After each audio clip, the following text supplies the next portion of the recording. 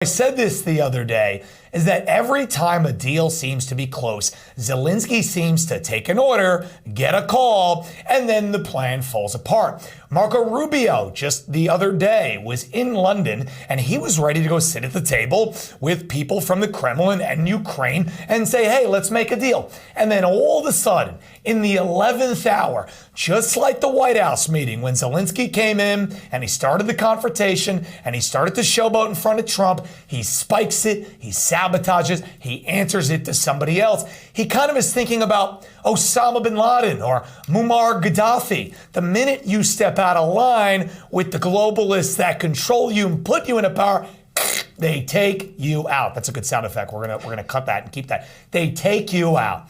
So it's really interesting to me how Zelensky's kind of in this, I think, rock and a hard place. I don't think he's calling any of the shots. I think Trump is saying, make a deal. And the people who put him into power are saying, you're not allowed to make a deal, little guy. We're going to keep giving you cocaine.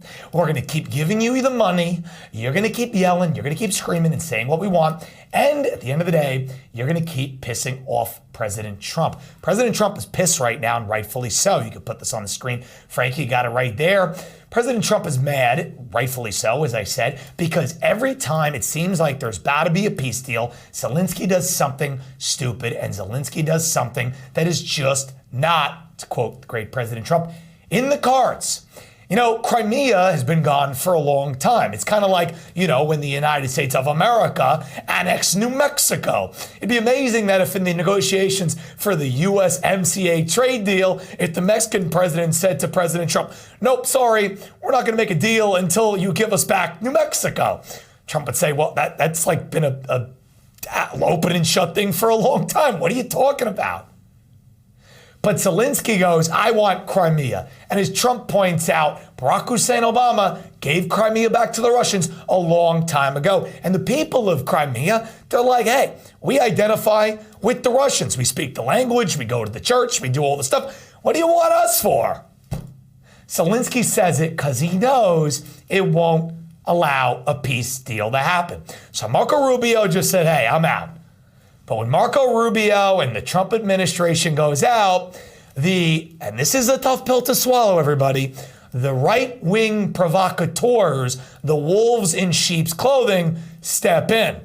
Kind of seems like Ben Shapiro, who is by all accounts, I guess, a conservative commentator, seems like there's been a couple of instances of him sabotaging President Trump and him sitting down with Zelenskyy, okay, for an interview in Kiev, I think affirms everything we've ever thought about Ben Shapiro. So think about it.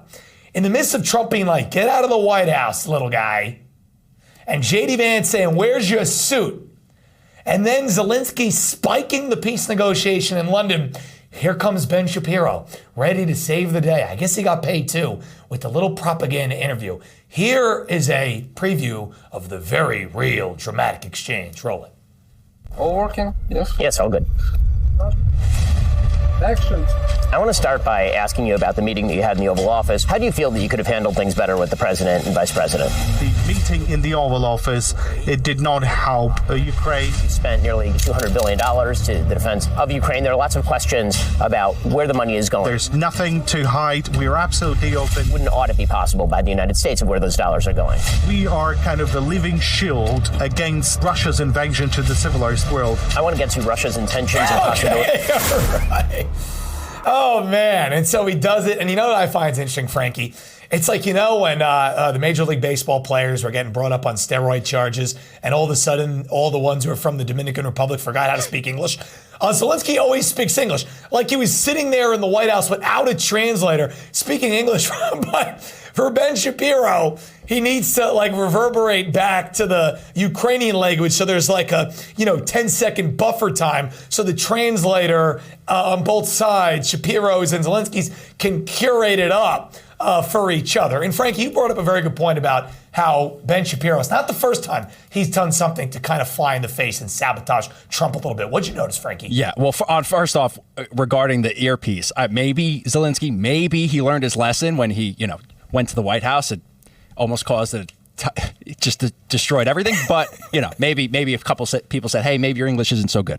So I understand that. However, Ben Shapiro, he's throwing me off a little bit because we did see, we saw Trump do a joint session to Congress, right? And that was a couple months back. And, Ben was there as a guest up in the balcony. And, it's just interesting since that moment, he's done a few weird things. Like, he decided to use his platform to say, you know what, we should really be getting Derek Chauvin to get a pardon for him. And it's like, listen, regardless of what your viewpoint is, maybe he should get a pardon, maybe he shouldn't. I'm not here to argue that, but to bring it up is almost totally sabotage to me because that puts Trump in a position where he can't win.